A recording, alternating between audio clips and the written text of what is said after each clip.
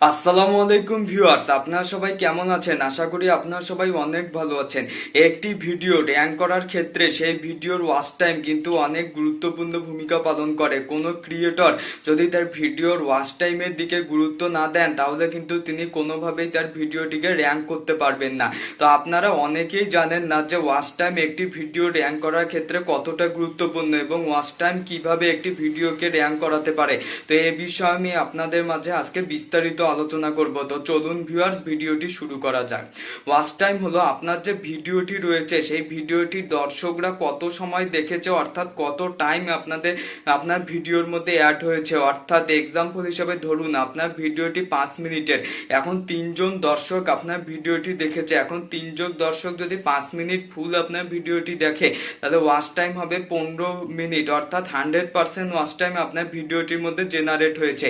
এখন 5 মিনিটের জন্য মধ্যে যদি 3টি দর্শকই 1 মিনিট করে দেখে আপনার ভিডিওটি ছেড়ে চলে যান, তাহলে কিন্তু ওয়াচ টাইম হচ্ছে 3 মিনিট। এই যে ওয়াচ টাইম কমে গেল, 15 মিনিটে ওয়াচ টাইম বেশি জেনারেট হলো আর 3 মিনিটের ক্ষেত্রে ওয়াচ টাইম কম জেনারেট হলো। এখন যখন আপনার ভিডিওর মধ্যে 15 মিনিট অর্থাৎ ওয়াচ টাইম বেশি জেনারেট হবে, তখন কিন্তু আপনার ভিডিওটি র্যাঙ্ক করার সম্ভাবনা অনেক বেড়ে যায়। কেন?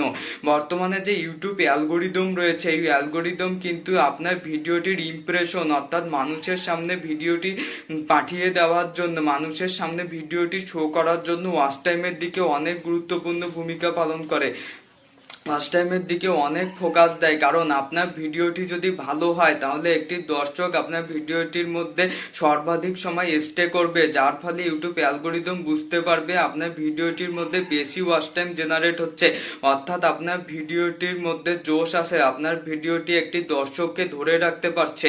ফলে ইউটিউব অ্যালগোরিদম আপনার ভিডিওটিকে আরো অনেক দর্শকের সামনে শো করবে, ফলে আপনার ভিডিওটিকে বেশি বেশি ইমপ্রেশন দিবে, আপনার ভিডিওটি সিটিআর রেট বেড়ে যাবে।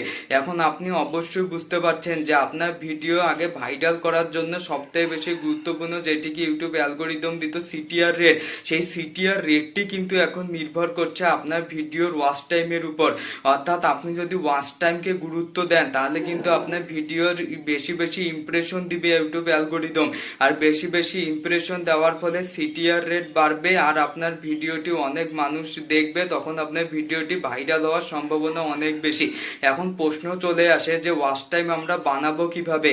ওয়াচ টাইম বাড়ানোর জন্য আপনাকে অবশ্যই একটি কোয়ালিটিফুল ভিডিও আপলোড করতে হবে। আপনাকে ভিডিওটির মধ্যে দর্শক বন্ধুদেরকে ধরে রাখতে হবে, যাতে দর্শক বন্ধুরা আপনার ভিডিওটি দেখে স্যাটিসফাই হন।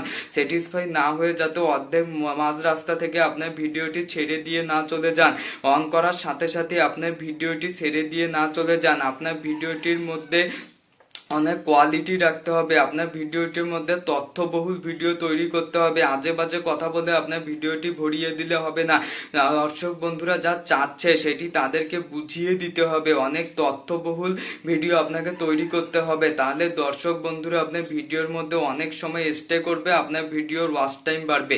এভাবে ওয়াচ টাইম যদি আপনি বাড়াতে পারেন, আপনি যদি শুধু কোনো কিছুর দিকে গুরুত্ব না দিয়ে শুধু ওয়াচ টাইমের দিকেই গুরুত্ব দেন, তাহলে দেখবেন আপনার ভিডিওটি ধীরে ধীরে র্যাঙ্ক করার দিকে চলে যাচ্ছে, র্যাঙ্ক করার সম্ভাবনা অনেক বেড়ে যাচ্ছে। কারণ দেখুন, ইউটিউব যে ইমপ্রেশন, সেই ইমপ্রেশনও কিন্তু আপনার ওয়াচ টাইমের উপর ভিত্তি করে দিবে।